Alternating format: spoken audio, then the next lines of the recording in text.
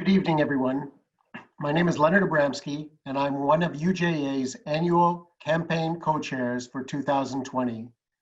Welcome to When Evil Evolves, a behind-the-scenes look at the film Viral, Anti-Semitism in 4 Mutations.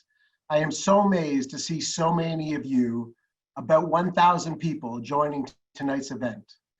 I'd also like to thank our presenting sponsors, Fabricland and Remax Realtron, for helping make tonight possible.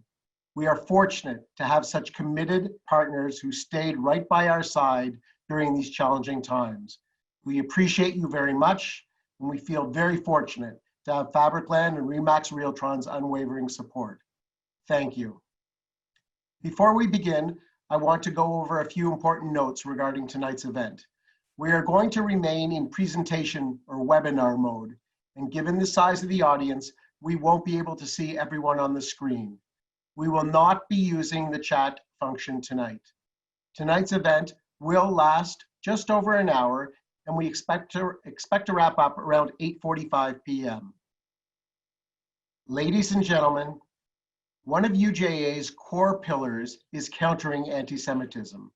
As we know, Canada is not unaffected by this global threat. Currently, though, the biggest concern facing our community is the effect of the pandemic on our most vulnerable members. That is why UJA launched the Emergency Campaign for Community Resilience, so our Jewish social service agencies can continue to help those in need and to continue to keep Jewish youth connected to essential Jewish services. While UJA has mobilized many times over the years for emergencies in Israel and overseas, never before have we faced an emergency like this in our own city and our own country. We've managed to help thousands of Jews in need over the past 6 months, but there are still many more that need our help. As the pandemic goes on, the emotional, financial, and I believe most importantly, mental strain will intensify as many government benefits and savings run out. As of today, over 7,800 community members have contributed to a collective total of more than $63.6 million towards the $85 million of projected community needs we have this year. This progress is inspiring, and we are awed by how quickly this community came together. If you have already contributed towards the emergency campaign, thank you so much for your donation.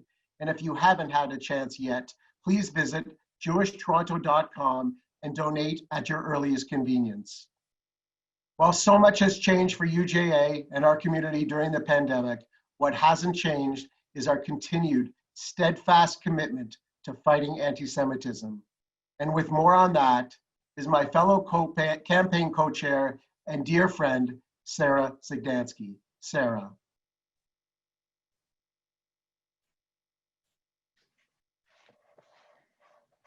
Thank you, Leonard. Indeed, recent events demonstrate that anti-Semitism is far from pandemic-proof. The pandemic has put so much of the world on pause, but one thing that has remained constant and that has not changed is the reality of anti-Semitism. If anything, history has taught us that when societies are destabilized and divided, that anti-Semitism can easily take root in new and dangerous ways. While we are fortunate to live in a country that is one of the safest for Jews, we are not immune to the alarming rise of anti-Semitism that is taking place around the world.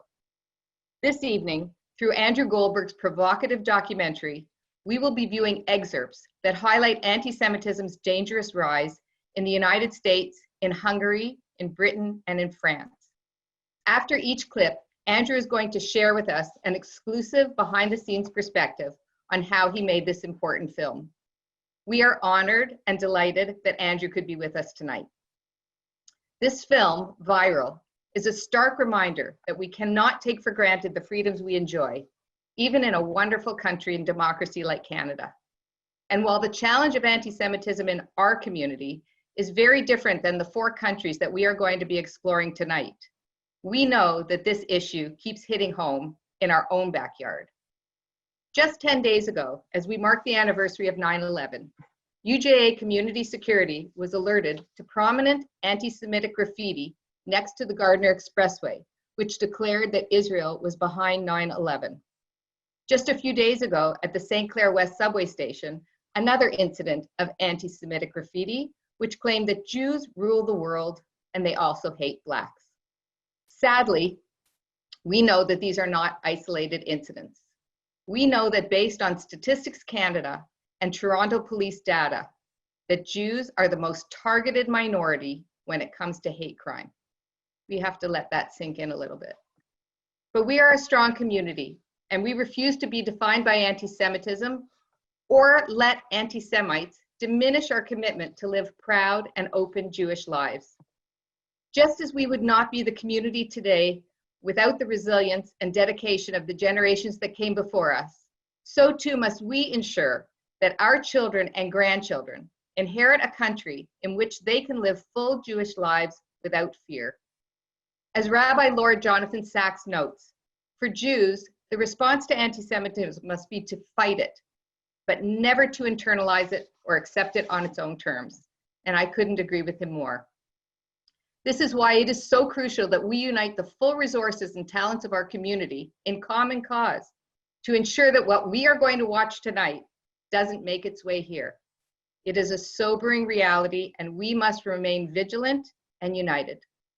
And now I'd like to welcome UJA President and CEO Adam Minsky to share our strategy on how we're going to fight this battle that we cannot afford to lose. Adam. Thanks, Sarah, and good evening, everyone.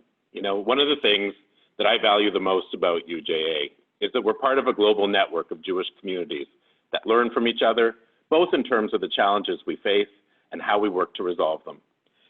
You know, the last trip that I took before everything was shut down was a trip to France at the request of the French Jewish community, where they felt they wanted to model for us how they do community security because they felt it was highly applicable to what we need to do here in Toronto.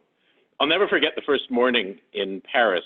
I was asked to go to the headquarters of the Jewish security department at 6 in the morning. And when I arrived, there were hundreds of parents actually just like me, who were volunteering as they do every day to make sure that they help with the security at their kids' schools for drop-off and for pickup. I remember when I left the main headquarters, I drove with a young dad to his school to watch how they provided security assistance to the school.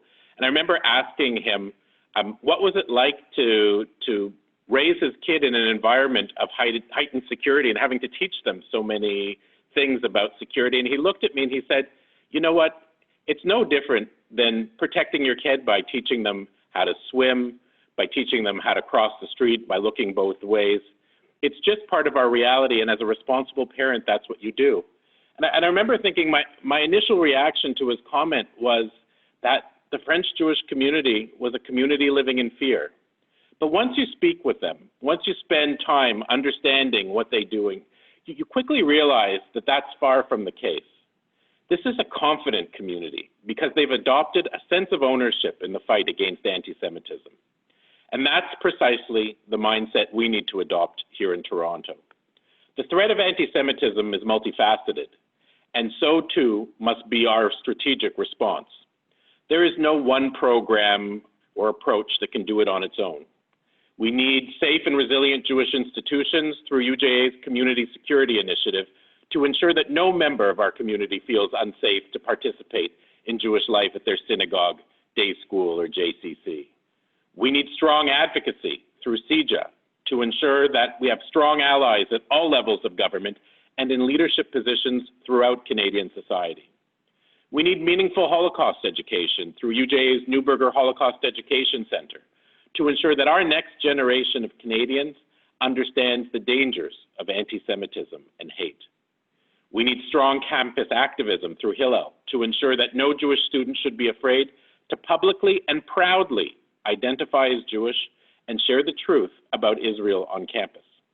And we need a strong system of Jewish identity building through a network of outstanding day schools, part-time schools, summer camps, Israel experience programs, and JCCs, so that young Jews grow up with Jewish knowledge and pride. Because anti-Semites don't only threaten Jewish lives. They threaten the Jewish way of life by seeking to undermine Jewish morale and our sense of self-respect. The common thread that unites each of these areas of work is UJA. Through our annual campaign, we are funding and measuring the impact of all of this important work and so much more. And by bringing together the very best talents and organizations in our community to work in common cause against anti-Semitism in a strategic and coordinated way, we'll ensure that Canada continues to be a safe home for us, for our community to grow, thrive, and for us to continue making our unique contribution to this great country for many more generations to come.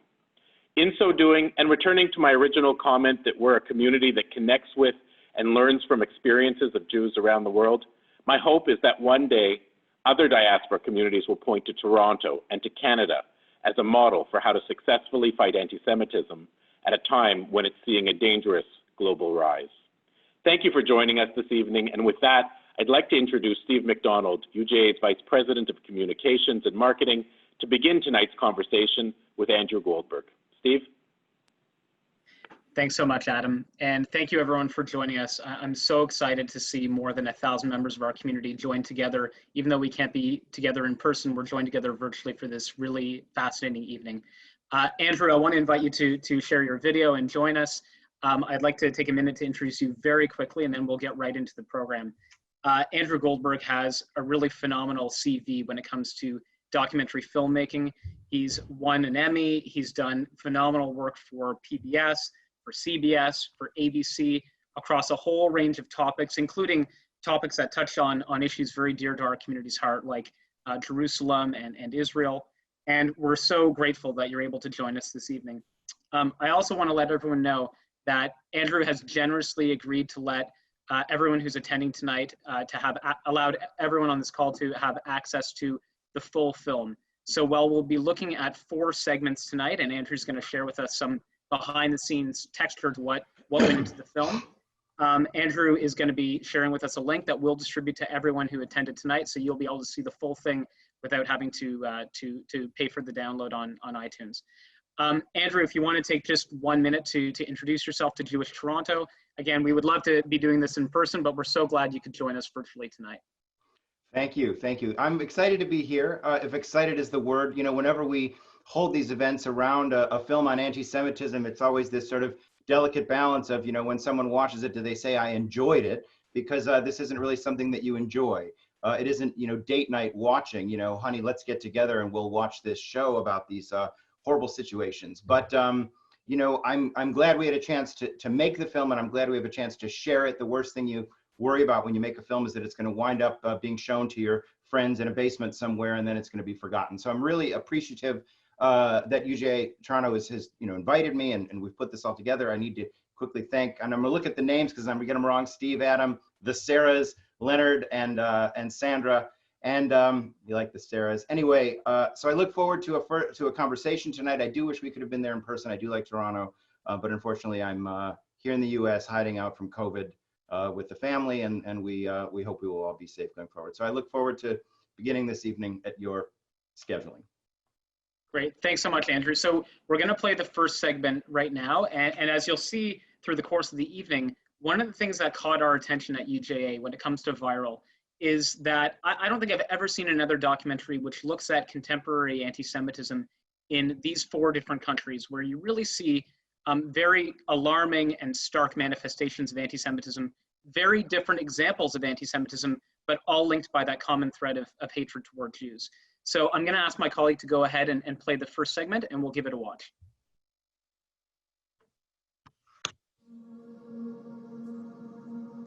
It started long ago with a lie about the Jew. The lie said the Jew was evil, conspiring, the enemy of God. The lie evolved and spread like a virus, and still does. Many don't know they're infected. Others don't care. Some define themselves by it. The virus has endured for so long and spread so far because of its power to adapt and deceive. Of its thousands of mutations, this is the story of 4.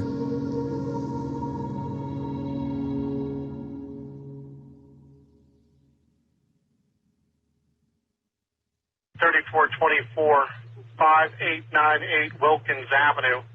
The complainant says they have an active shooter in the building. A second call says they are being attacked. Tree of Life Synagogue, 3480, you copy? 315, hold a perimeter. We're under fire. We're under fire. He's got an automatic weapon. He's firing out of the front of the synagogue. 7-1, contact. Contact. Shots fired. Shots fired. Okay, 7-1, shots fired. Give me additional resources. Additional resources, third floor.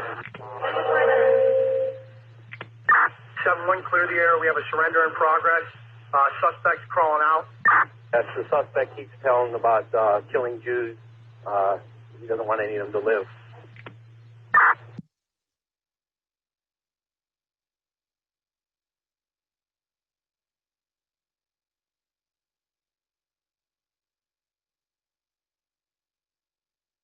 Your mom was right there? Mm-hmm. Yeah, we sat next to each other. We were head to head on the floor. I knew she was gone. It was perfectly quiet in there. I knew everybody that was in there was shot to death. I mean, I didn't know what was happening. I didn't know whether we were being attacked by, some kind of army or, terrorists, I was hit here, and my radial nerve was severed. The shrapnel went in and severed my nerve and my wrist. I can't lift my wrist up or my fingers. I was really concerned about the safety of the people in the room with me, and I ushered them out to a big storage closet. One of the members kept opening the door. He was hard of hearing. I don't think he exactly knew what was happening. And the result was that the man who was looking outside was attacked and killed, and the three of us were spared. On October 27, 2018, a single gunman entered the Pittsburgh Synagogue and opened fire during morning prayers. The 46-year-old shooter had a history of posting his far-right views on social media. He said Jews were the children of Satan, and he blamed a Jewish organization for bringing immigrants to the U.S. In all, he murdered 11 Jews.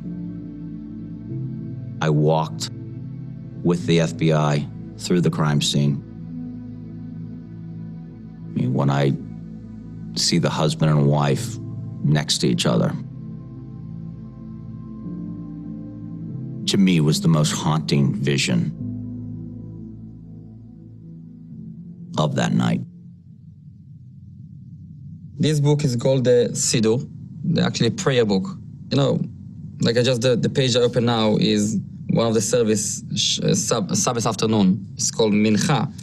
So the bullet is actually cut in the middle of the name of God. Like the name of God was cut. So, we believe that everything is meaningful for our life. So if God wants me to find this book and open it, I'm sure the message is, He was there. And even with that, we have to keep and going. I think it was inevitable that something like this was going to happen in a synagogue. Many, I think, are surprised that it took so long before there was a shooting in a synagogue. And at the same time, I came to the realization that for all these years that I, as a Jew, felt comfortable living in the United States, knowing that, at least from my perspective, there's been a Jewish golden age. Once again, the stark reality that to many, we are still other, and we will always be other, and never be welcome here. Living in America, it was not hard to see that in the last few years, anti-Semitism had been getting worse. It was not only the U.S. In England, a major political party was being accused of anti-Semitism almost daily. Enough is enough. In Hungary, the government was waging a huge anti-Semitic propaganda campaign, and France was in the midst of a wave of violent attacks against Jews. It was the most anti-Semitism I'd seen in my 2-decade career as a journalist. This is a bullet hole going out. But why now? In so many places around the world and in so many ways. The Jew was created to destroy the white Christian nations. Power in the House. Do you think the whites of this country demanded a civil rights laws? Do you think they demanded integration of the schools? Do you think that they wanted the current immigration of society of mostly black, brown, black, whatever you call them, into the society? The white society in this country is being destroyed.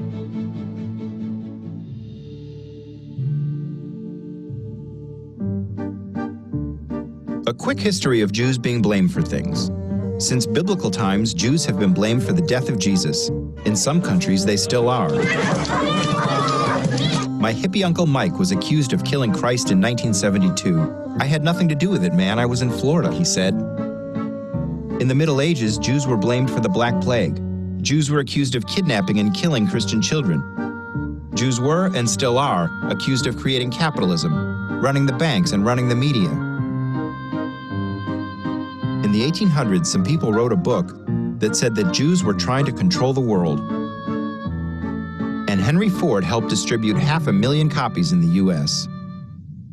Hitler blamed the Jews for the problems of Germany, and through the centuries, untold numbers of Jews have been punished and killed for these and thousands of other made-up allegations. Anti-Semitism is a conspiracy theory. It's a conspiracy theory, the notion that there is this group out there, these forces out there that are more powerful than you. They may be small in number than you, but they exert an unbelievable amount of power. It begins with the idea that the Jews are evil, that they are children of Satan. Christ told the Jews their father was Satan. What do you say about that? John 8:44. These Jewish false prophets, anti-Christian, anti-God, they're willing to put Jesus to death again. That they are motivated by a desire to destroy what is good in society. You heard this comedian, Sarah Silverman? Listen, she is a witch. She is a Jezebel. She is a God-hating whore of Zionism. I hope that God breaks her teeth out and she dies.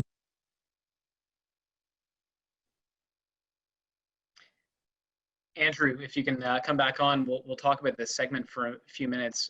I think one of the things that I really took away from Viral in your examination of what happened in Pittsburgh and what's happening in America more broadly is that, this really strikes close to home, certainly for Canadian Jewry, in a way that I think what we've been seeing overseas with anti-Semitism really didn't quite strike a nerve. I certainly know that the day of the Pittsburgh shooting, that night, when I was reflecting on it, I think I had a realization that a lot of people in our community had, which is when this was happening, I literally was walking my kids to shul, and this could have been me. This could have been any of us. If it can happen in Pittsburgh, it can happen in any country today. And so, speaking to this, I have to ask you, was what happened at Tree of Life the impetus for Viral? And what was it like to go into Tree of Life and to interview these people who survived this atrocity? Well, those are all good questions. This story began a year and a half before Pittsburgh happened. And you can imagine that I was shouting urgency about this without anything like Pittsburgh to point to. I was talking a lot about what could happen, what might happen. And it was interesting because as I spoke to organizations and people and what have you, the response was, well, maybe let's see. And so when it did happen, it was sort of like a wake-up moment, I think, for a lot of people who would regularly say, this isn't a big problem, or what have you. And there were still people who said, well, this is a one-off. This is only the exception. And yet we've seen this kind of rhetoric. We've seen this in smaller ways. I was saying there's no reason to believe this isn't going to happen. And then, of course, it happened. Now, in terms of going in, it was a very uncomfortable situation. It took us a long time to negotiate that we could go in to see it. There were no other filmmakers ever that I know of, journalists or anyone who got in except us. We collaborated with them. We spoke with them in the very beginning. It took a long time to earn their trust. We finally got in, and it was unsettling. I will say. We walked in, and the first thing you see is a huge memorial that someone had built, this sort of 6 foot by 6 foot, with all the photos and the names of the people there. And you realize all these people were shot to death. It's not something that I'm used to sort of seeing in real, up front. It's always this sort of abstract idea. And that was very telling. The whole place has been torn to pieces because in the Jewish tradition, for people who know, people who don't know, you don't leave bits of body parts or tissue or blood anywhere. You have to take every single part of a person and bury it with them. And so as you walk through this place, you see huge slabs of concrete that have been ripped out of the ground, chairs that have been, torn apart and put into different places, parts of the ceiling. There are bullet holes in various different places. And I felt like I was walking into this very uncomfortable kind of war zone after the fact. There is apparently, and we didn't get a chance to see it, a desk which was filled with machine gun holes. And walking through this crime scene, I mean, it reminded me a little bit of walking through places that I've done historically where there were, wars or genocides. I've been to so many, I do so much bad news programming, but it was particularly upsetting and particularly personal. The man who showed us around took us to the Ark, and he showed us how there was a bullet hole in the Ark which had not hit the Torah, and there was this sort of idea that I don't know that I necessarily participated in this idea. There's the idea that, the bullet had spared the Ark, so to speak. But there were bullet holes in the sanctuary. We were taken down to the room where the Jews hid before they escaped out of the back. And the whole thing was kind of like reliving this very uncomfortable scene. He then took us into another room where there were stones. Traditionally, people place stones on Jewish graves, and there were thousands and thousands and thousands of them. People had sent them thousands. They had stacks of cards and letters that people had sent in, it was moving, and it was touching, and it was I felt very uncomfortable. And I don't usually feel that way as a journalist, and I don't know that it is that I necessarily took it personally or what. The next day, we had gone to Pittsburgh the day after the shooting. We actually got there that night, very late at night. There were still people outside. The next day, we went to this huge memorial in the Soldiers, I think it's called the Soldiers, Sailors, and Airmen's Club. And there were thousands of people packed into this room. And what we didn't know is that there was like another 5,000 or 10,000 outside. And all these people came together.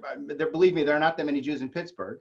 All these people came together as a kind of show of support for this. So it was nice to see a kind of resiliency in it. But the part that I will tell you one quick anecdote, and I think my 5 minutes is almost up, is that the rabbi in my town I had said to him, I think we should put more security on our synagogue. And they agreed that maybe we should put some more security, maybe we shouldn't. Okay, now put that in a box. When I was in the Tree of Life Synagogue, I sent a text to my rabbi saying, we really need to put more security on our synagogue.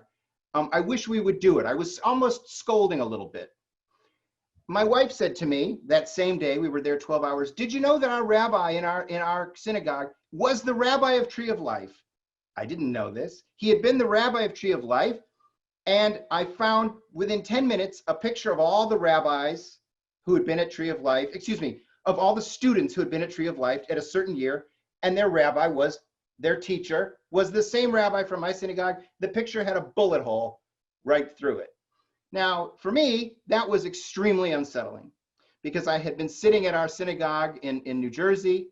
I ran screaming from New Jersey, by the way, after living there only 2 years. I'm a New Yorker. But, and I had said to people, I'm so uncomfortable. I had just started making this movie. I'm so uncomfortable sitting outside because somebody could just harm us. You make a movie like this, you get nervous all the time. You look over your shoulder.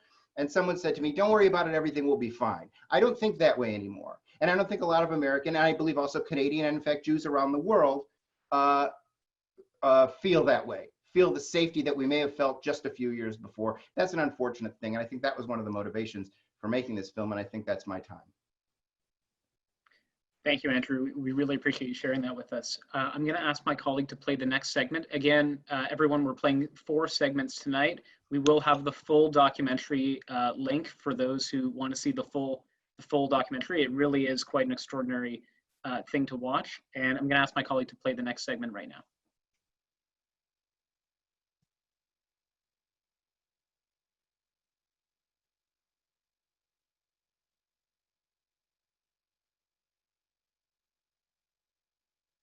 Around the world, there is a legend of a Jewish boogeyman with immense power and wealth. No one knows how this myth began, but according to believers, he conspires behind the scenes to control the world. and apparently he's been very busy. Some believe he controls the Pope and the Vatican. Some say he pulls the strings of politicians.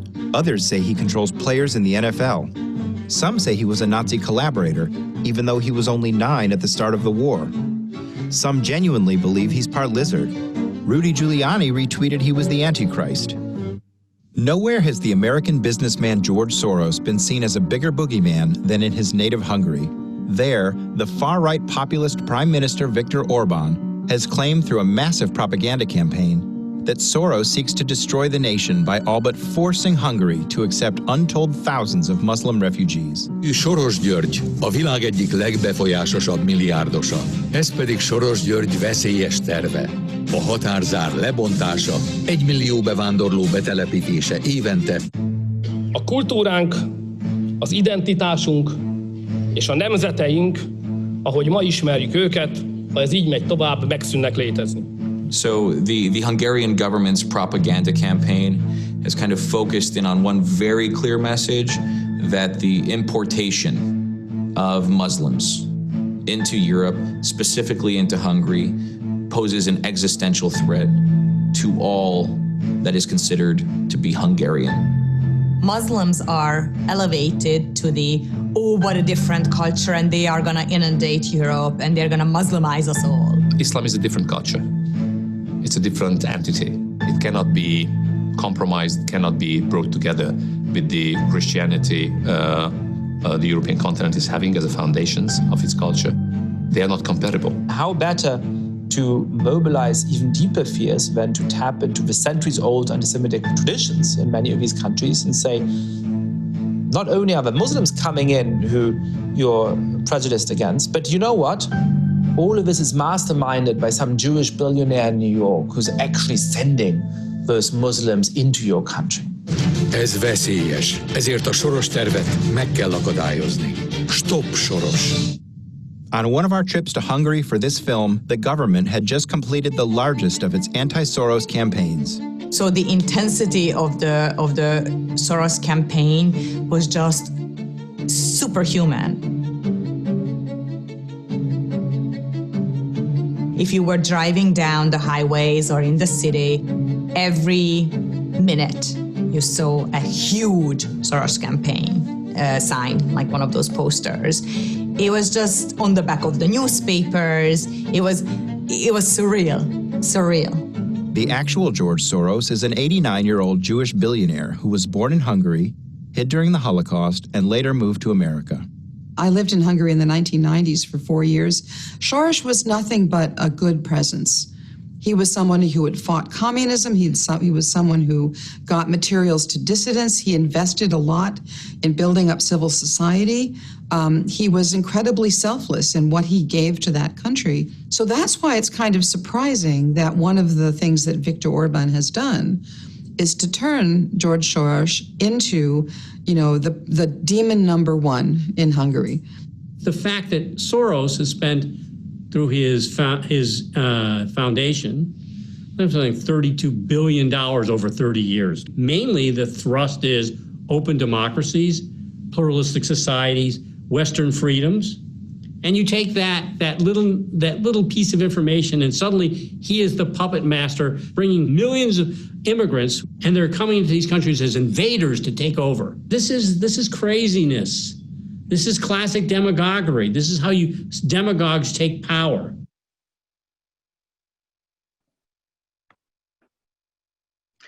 So, Andrew, one of the things I took away from this part of Viral is, if you look back at history, whenever we have times of political polarization and destabilization in society, that's an environment in which anti-Semitism can grow and really thrive. And obviously people can hold reasonable opinions criticizing or supporting George Soros, criticizing his positions on issues.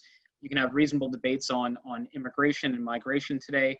But as soon as those debates become, and that conversation becomes a pretext to bring out the kind of anti-Semitic undertones that exist in Europe, or that bring out those kind of those conspiracy theories that demonize Jews as being behind the politics that I hate. This, to my mind, brings back the demons of the past in Europe. And it reminds us that the things that we hoped were done with in Europe's history are actually just swept underneath the rug a little bit. So can you speak to this based on your experience in Eastern Europe? Sure. Soros is not a popular figure for many people. Some like him, some don't. Obama wasn't a popular figure, and for some people, Israel isn't a popular figure. We don't use the N-word to describe Obama if we don't like his policies. When people claim that they don't like Israel's policies, and then they use anti-Semitic language, rhetoric, all the different things that go with how you would describe Israel in an anti-Semitic manner, that's wrong. So we have to differentiate bigoted, racist behavior from whether or not we like a person, an institution, or what have you. Now, Soros is just convenient for the government there. Soros is a great way to point to an age-old ideology that Jews are behind all these evil things. The issue is that there is this pre-existing way of thinking that exists in Hungary, and in fact exists in Europe all the way from from England all the way through the far, if you sort of go from the left side to the right side of Christendom, right? We're not talking about this all happening in central China. We're talking about areas that were by and large the West, right? Thinking of Christendom, or even the East, let's say from this side of Russia all the way to this side of Europe, have a permanent problem with Jews. That's not to say that everybody does. That's not to say that it hasn't gotten much better, but it exists in a way that people can tap into it. You would have said to Jews in Germany, they would have said, I'm German first, not all of them. I'm German first, and then I'm Jewish. This was the kind of loyalty that people had because they believed that the anti-Semitism of Germany was tolerable enough that they could make it their home and declare proudly that this is their land. And yet we saw this groundswell of hatred come out of nowhere, practically. I wouldn't say nowhere, but it came up. So we see this now in Hungary. Now, the leaders of Hungary will quickly say, there's no violence here. And I think that's great. Let's keep it that way. But the ideologies, the thinking are there. And so a guy like Viktor Orban, who runs the country, can point to these old things in people's minds and say, let's draw those out, let's pick those up, and let's run with it. And so as a result, you have a way of thinking that has spread far beyond Hungary, by the way. You can drive all through Europe, and people are terrified of George Soros. People are terrified that he's, one person had said something like they think that he's getting their people sick because he owns a pharmaceutical company, and therefore he can sell more drugs. So this is concerning, and I think what's concerning is that how quickly these things can change, how quickly they can go from being language and rhetoric and talking, and they can become violent. And so that's a very big scary thing for me. Could you go? You have another. You had another question within there that I thought you wanted to ask me. Yeah, I mean, there's also a question as to the extent to which an average person in, say, Hungary, Poland, any of these countries still ascribes to those anti-Semitic memes, because you would think that, someone like a politician wouldn't be trotting these things out and using this kind of sometimes coded, sometimes not so coded language. They wouldn't be trotting it out if they didn't think that they had a ready audience. So do you have any sense based on your experience there? Yeah, that was it. It was because we talked about this anecdote that had happened. So we talk about these ideas sort of being imprinted in people's minds. And I think Poland is an interesting country as well. In Poland, we went to a hotel, and just next to the hotel is a gift shop.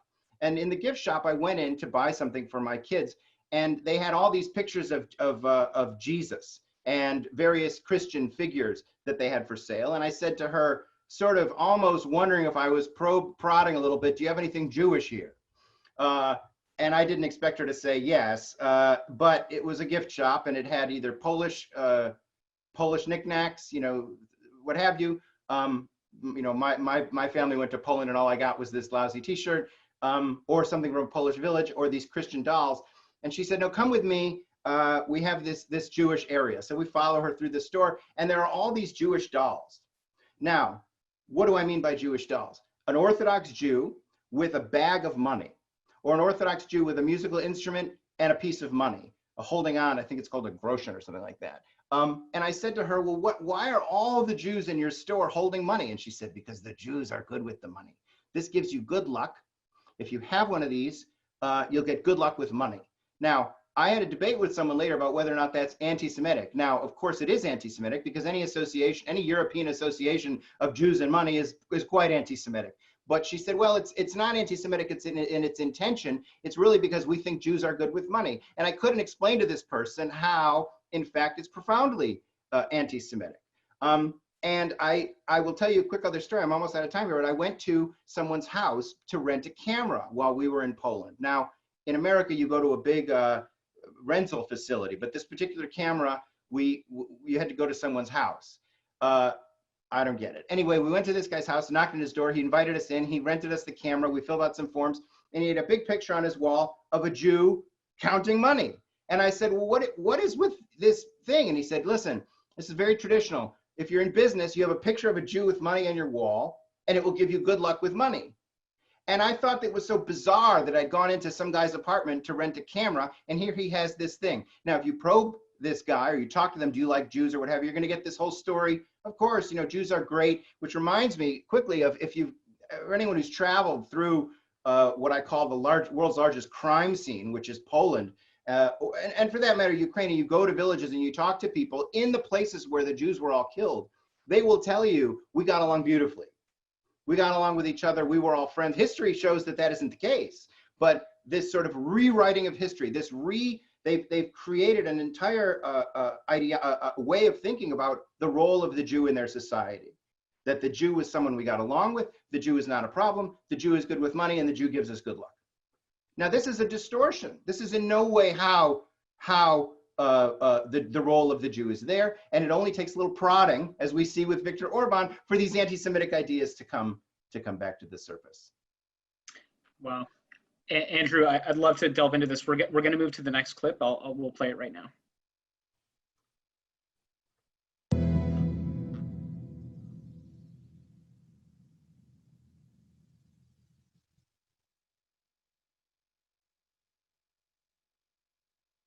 I was 19 when I received my first piece of hate mail. It described me as a dirty Zionist pig.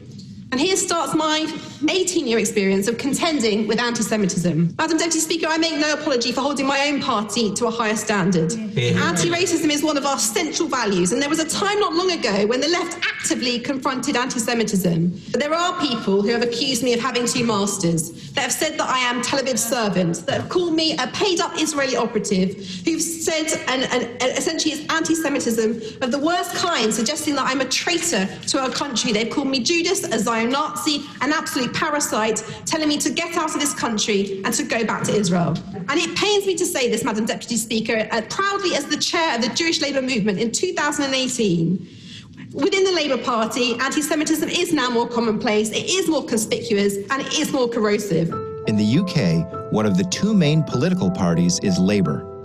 Most British Jews, I think, agree that it's fine to attack the policies of the Israeli government. They agree that it's fine to attack the occupation. What upsets them, what worries them, is the attack on the very existence of Israel. And I don't think people understand quite how important the existence of Israel is to most British Jews' sense of themselves. I think the problem with the hard left is they simply can't distinguish between being a Jew, between being a supporter of the existence of the State of Israel, and I am both a Jew and a supporter, a Zionist in the sense that I believe in the existence of the State of Israel. And then it gets muddled up further with, I believe, a thinking that how can they be racist because I'm white and you can't have racism against white people. And that's muddled as well with a hatred of capitalism and, Jews may be overrepresented in financial services industry, may not, may be rather better off than other minority groups. So we're capitalists, that's bad. And then finally, we have the pro-Israeli Jews in America who are a very strong lobby in American politics. And that's bad, and they hate America. So that mix of hating capitalism, hating America, being white, together with muddling, being a Jew, a Zionist, creates a sort of culture of anti-Semitism. You are a spy. You are evil, satanic. Leave. Hashtag Labour. Hashtag Corbyn. They call me Jewish bitch. They call me a Zionist cow. Not a real Jew. A child bully, conspiracy theorist. They hope that I'm going to be killed by Hamas. Hang yourself, you vile, treacherous, Zionist, Tory filth. You are a cancer of humanity. And you can check the profiles of people to see who they are, where it's coming from, and the large, overwhelming majority of these people have the Labour Red Rose and hashtag JC for PM, Jeremy Corbyn for PM. Israel is a settler colonial project that does not have the right to exist.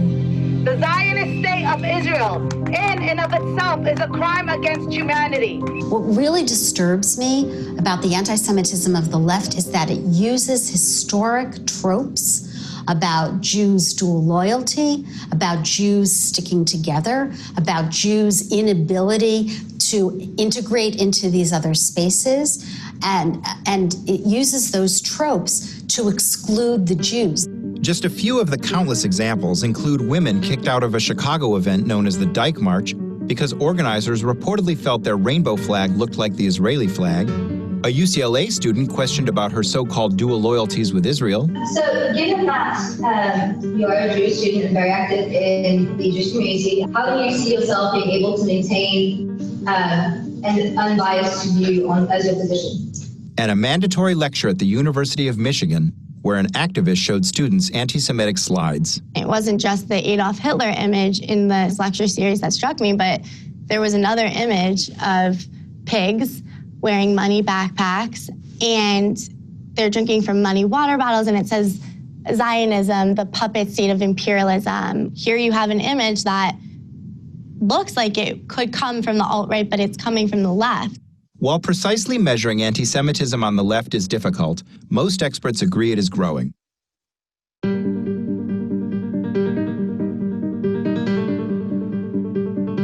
I'm always wary of people saying it's fringe, it's not really a problem, because things that are fringe have ways of becoming problems. Some of this leftist position comes from ignorance.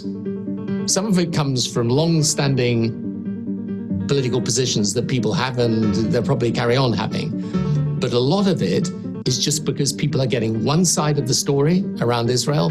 They're not seeing a more balanced picture. And that's then leading them to think, well, if this Israeli state calls itself a Jewish state, well, maybe the Jewish community as a whole is collectively responsible for this.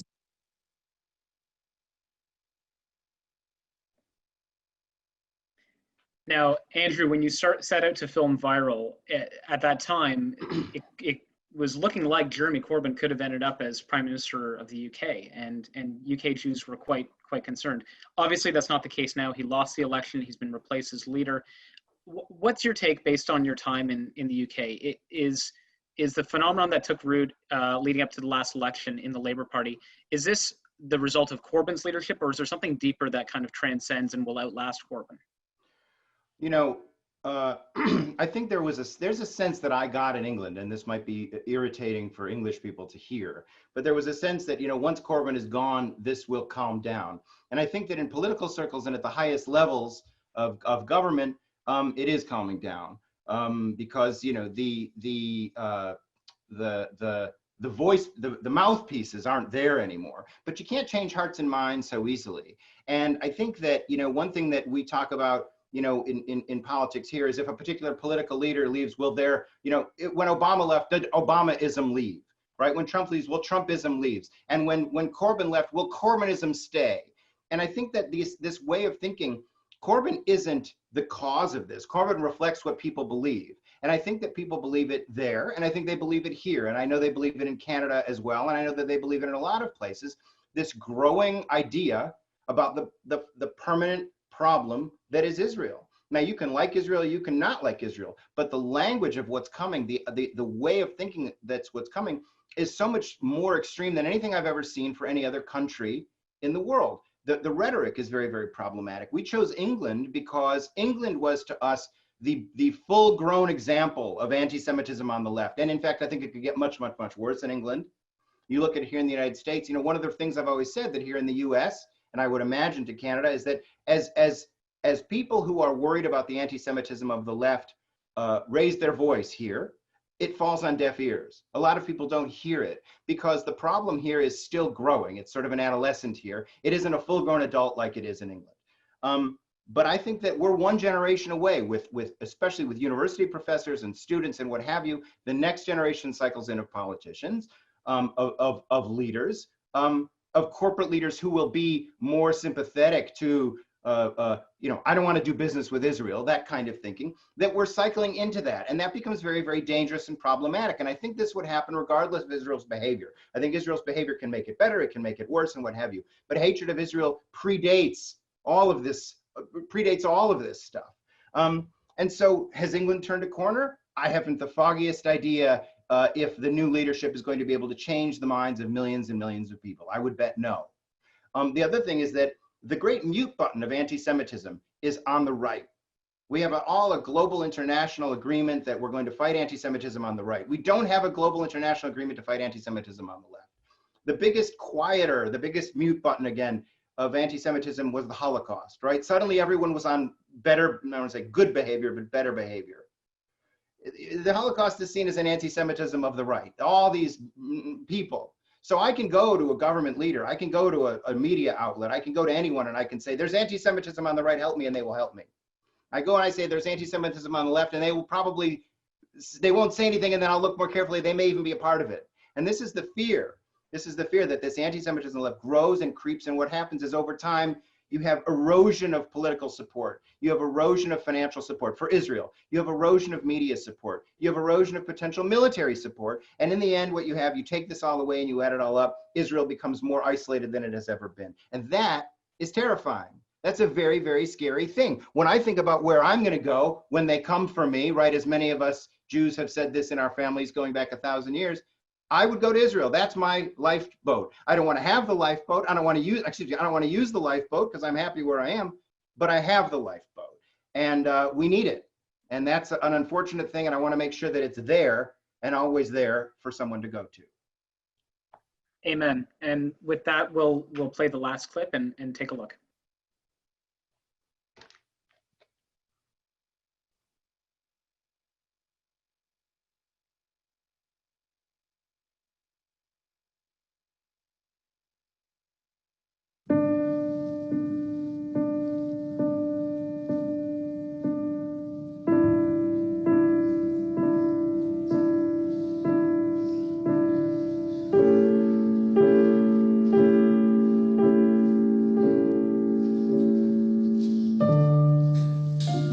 Quand il est rentré, il a tué les gens quand même assez fort. Il a vu ma taille. Moi, je crois que s'il m'a sauvé la vie, c'est ma petite taille. Ma façon de parler. Et je travaillais dans la boutique. Donc je connaissais très bien le magasin. Tout ce qu'il me demandait de faire, je le faisais. C'est ça qui m'a sauvé la vie. Et j'ai fait un cours de Krav Maga. Quand on fait un étranglement par terre avec quelqu'un qui est plus lourd que moi, j'ai peur que j'arrive pas à me libérer, ou même s'il m'attrape par derrière, ou il essaie de me faire tomber. Dès qu'on dépasse un certain moment, j'ai un petit peu peur, j'arrive pas encore à maîtriser ça.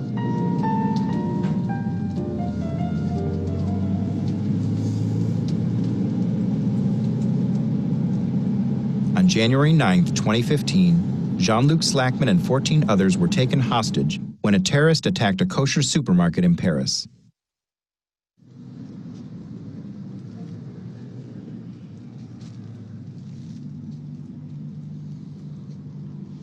Je revois les scènes. Je revois les scènes d'horreur. Enfin, je revois les scènes, les gens. Je commence à entendre les détonations. Ça siffle fort. Le kalash, c'est énormément de bruit. Ça tu sais quoi? C'est des bruits à répétition, comme une mitrailleuse en fin de compte. Tu sais, très fort, très fort. Moi, ce que j'ai vu, c'est les clients. Les clients s'éparpillent un peu partout. Les caddies par terre, il y a une partie qui est descendue au sous-sol. Il y avait deux terroristes qui étaient là.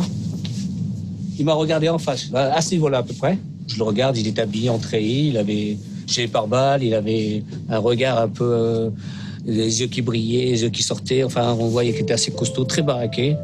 The 32-year-old terrorist had pledged allegiance to ISIS after adopting radical Islam in prison. He, not fully integrated in society, criminal. He's got all of these grievances, all of these issues, and he's looking for solutions. Charismatic recruiters meet him, help him find not only a cure for the problems in some occasions, but also hope. They teach him TV, sermons, social media, a whole bunch of different ways. There are certain enemies that are stopping him and his group from actually gaining traction and controlling and ruling over the world as God intended them to do. And guess what? One of the biggest ones is the Jew. Il a dit, vous êtes tous juifs dans ce magasin? Je dis, bah oui, on était tous juifs. The attacker killed 4 people, all Jews. Johan Cohen, a student and store clerk, Yoav Hatab, a student and son of a rabbi in Tunisia, Francois Michel Sada, a retiree with a family, and Philippe Bram, a 45-year-old husband and father. On s'est rencontrés en avril 2004. On s'est mariés en août 2005. Il m'a demandé en mariage 3 mois après notre rencontre. Did you think that was really quickly? Non, c'était une évidence. Quand il m'a ouvert la porte, je savais que c'était lui. Ce jour-là, il m'a même invité au restaurant pour... on a tellement discuté qu'il m'a invité au restaurant. Et jusqu'à aujourd'hui, tout le monde se moque de moi parce que quand je suis rentrée comme ça à la maison et j'ai dit « Maman, ce sera mon mari ». Il était très drôle aussi quand il dansait. Il avait une danse particulière. Ça me faisait rire, mais il était beaucoup de prestance. On le remarquait, il était très élégant dans sa façon d'être. Donc même quand il dansait, il était très élégant. Après, c'est mon cœur qui parle. Moi, je suis folle de lui. Donc si vous me demandez de parler de lui, comme tous les vendredis matins, il est parti faire sa prière à la synagogue. Et donc moi, je préparais les enfants pour aller à l'école. Il revenait de la synagogue à l'heure où il fallait prendre les enfants, parce que c'est lui qui déposait les enfants le matin. Et vers 13h15 par là, ma petite sœur qui m'appelle me dit « Mais t'as entendu ce qui se passe ?» Qu'est-ce qui se passe? Mais il y a une prise. T'as pas entendu qu'il y a une prise d'otage à l'hypercachère de Vincennes? Elle me dit, et tout de suite elle m'a dit, il est où Philippe?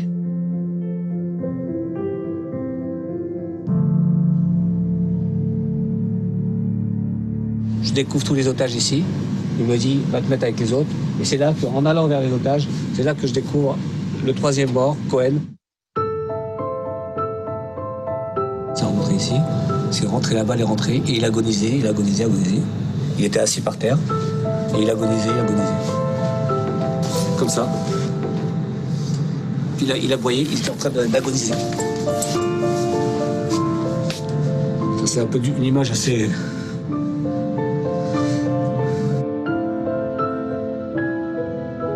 Il a ouvert son sac de sport.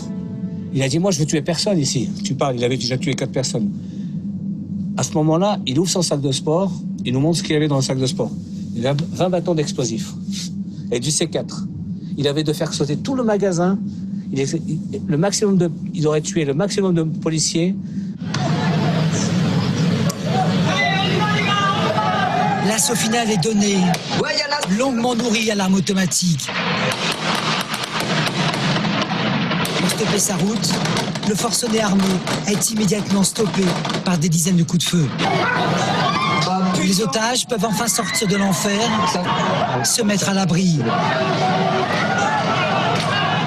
Et en transparence du rideau, j'ai vu le président de ma communauté avec 2 autres personnes que je connais. Je les ai tapés, les pauvres. J'ai tapé très fort. Dis-moi, qu'est-ce qui se passe avec mon mari? Il est où? Qu'est-ce qui se passe? Il est où Philippe? Il est où Philippe? Et là, jure, j'ai dit, c'est quoi? C'est ça, il est mort, il est plus là, ça y est, il est mort. Et il me dit, non, c'est pas ça. J'ai dit, dis-moi la vérité. Et j'ai hurlé. J'ai dit, dis-moi la vérité, est-ce que Philippe, il est mort? Et là, il me dit oui de la tête. Et je crois que j'ai poussé le cri, Pardon.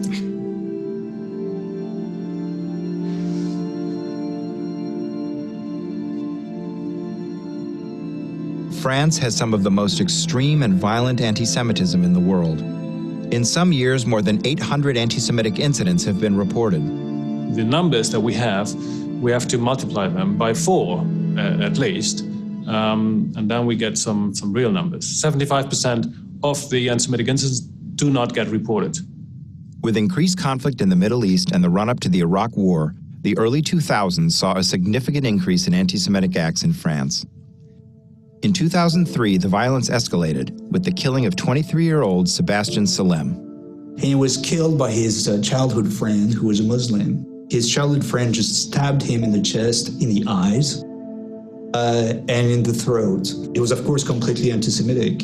The murderer came out of the parking lot yelling with his hand full of blood, yelling, "I killed my Jew, I'll go to heaven." And we have breaking news here. 4 people reportedly killed in a shooting outside a Jewish school in Toulouse, France. French media is reporting 3 of those killed are children. The terrorist who attacked the Jewish school in Toulouse was a 23-year-old self-described jihadist. He shot a father and 2 children, then chased down a young girl and shot her in the head. He was later killed by authorities.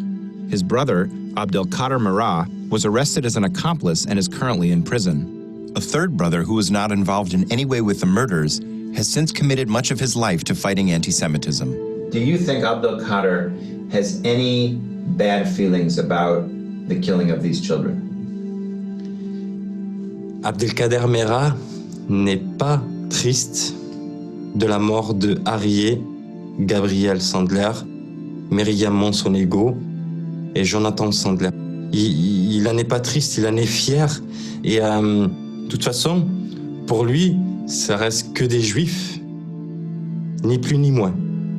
In the years that followed the Toulouse school shooting, the incidents in France got worse. Where does Israel fit into this? So, a very, very good question. Israel is seen as a country that has taken over the third most holiest place, land in the Muslim worlds, if you like. Il parlait de la Palestine, il a parlé d'Israël, il a parlé un peu de tout. And they believe that Israel is occupying, they believe Israel is discriminating against Muslims and Palestinians. They do not have any kind of direct connection to the Palestinians. You know, they are from North Africa. They are not from the Middle East. The problem is that the media, internet, and TV show that they are, struggles and so on. And for them, it is another proof that the West, hates Muslims, because the West is totally on the side of Israel. There is not a lot of differentiation between the Jews and the Israelis or the Jew in the mindset of an anti-Semite. They see Jews as a representative of the Jew, any Jew. في أيامنا اليهود يقودون الصليبيين الغربيين في حرب هذه الأمة. This is the narrative that is building across the world right now amongst people, that it is their politically Islamic duty, more than that, on a human being level, because the Jews are the oppressors, to actually dislike, they say al-wala al-bara. Fight them if you can. If you can't fight them, debate them. If you can't debate them, then at least hate them in your heart, for the sake of God.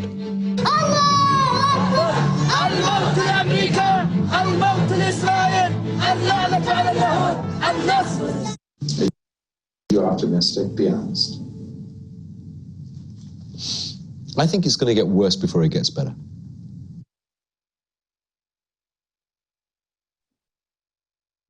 Andrew, I think this is the most painful segment, at least for me to watch. And what's, I think, most alarming about what's happening in France is the fact that, if we were talking about an isolated, radicalized individual here or there, it'd be one thing. But what we're seeing in France is not just a problem with individuals. It's an entire segment of French society that's increasingly being drawn into this radical Islam, and with it, this virulent anti-Semitism. So can you speak to that based on the interviews you did in France? You know, it's very dangerous when we talk about groups to talk about them as a group: the Jews, the Muslims, the radical Muslims. And at some level, I think that our definition, the title of our segment, which is about Islamic radicalism in France, isn't entirely precise. There are huge portions of, we always have to, when we talk about people, we have to say it this way: there are huge portions of the Muslim community in France who have nothing to do with these ideologies. The people that are acting out are small in terms of their numbers. However, they're not all radicalized. You had, going back to the early 2000s, harassment in schools, violence, fights, and what have you, all sorts of, you name all the different sort of anti-Semitic things that take place besides extreme violence that were happening from people who were just everyday people.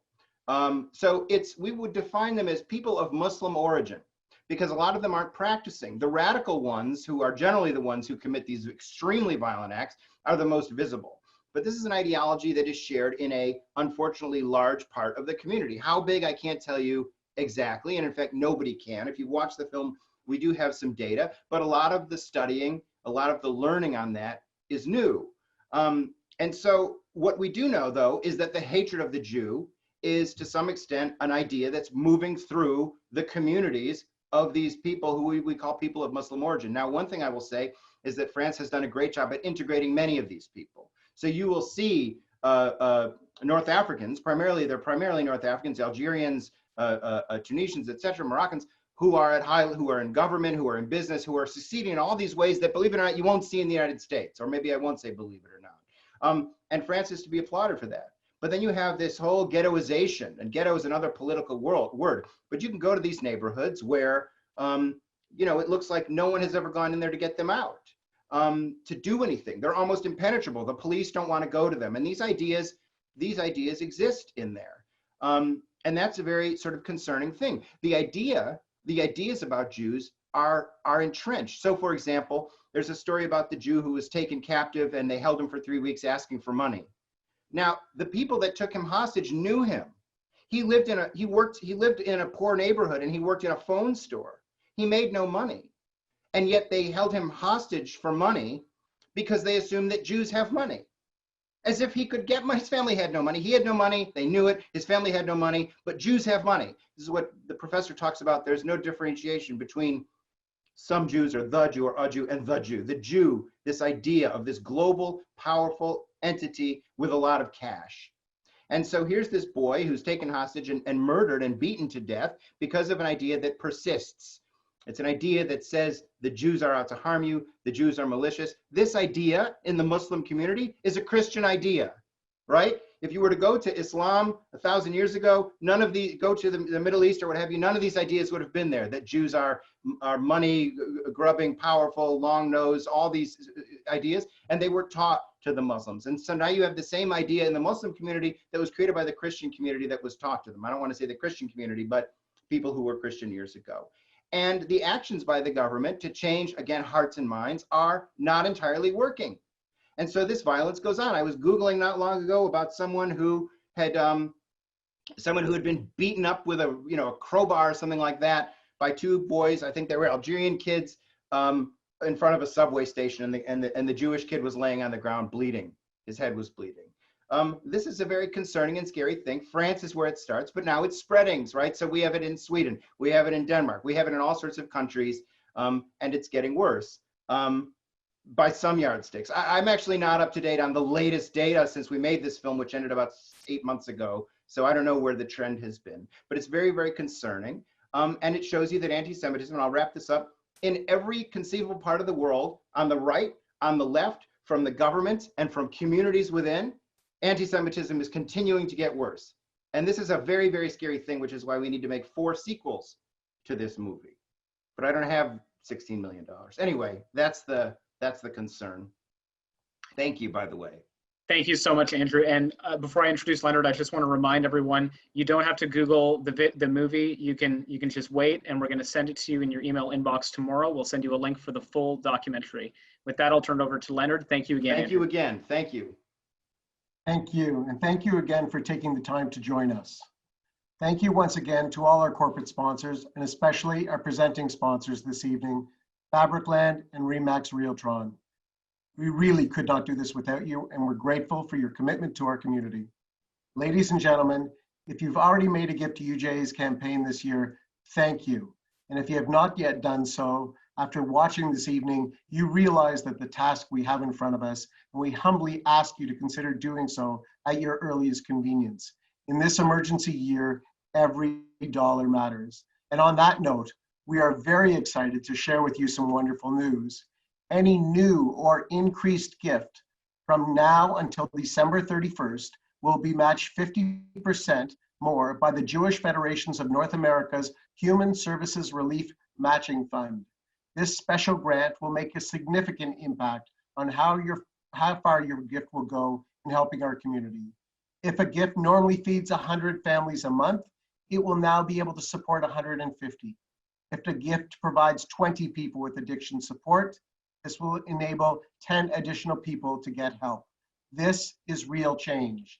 Please take advantage of this match and make your dollars go further. This brings us to the end of this evening's program. On behalf of Sarah Zagdansky and myself, as we look ahead to Yom Kippur, we wish everyone a safe, meaningful holiday. Gamar Chatima Tova. Thank you and good night.